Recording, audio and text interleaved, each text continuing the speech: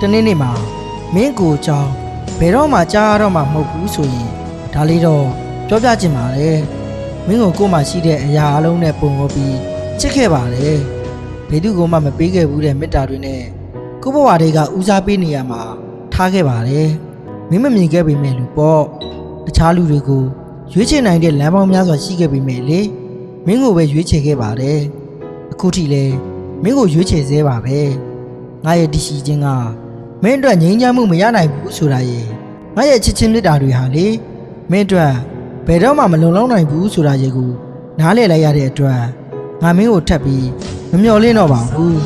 အမှန်တရားကိုတတိရှိရှိလက်ခံလိုက်ပါပြီဂျုံနေရတဲ့မင်းလက်ကလေးနာကျင်နေမှာဆိုလို့ကိုလွတ်ပေးလိုက်ပါပြီအကယ်၍များမင်းငါအကြောင်းများဖြတ်ကနေတွေးမိရင်လေမင်းအလိုမကျတဲ့ငါမဟုတ်ပဲမင်းချစ်ခဲ့ဘူးတဲ့ငါမင်းနဲ့အတူရေမောခဲ့ဘူးတဲ့ငါ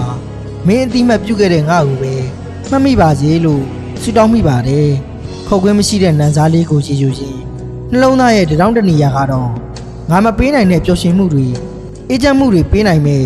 ငါထက်တာတဲ့တစုံတစ်ယောက်ကိုရှာတွေ့ပါစေလို့ဆုတောင်းပါတယ်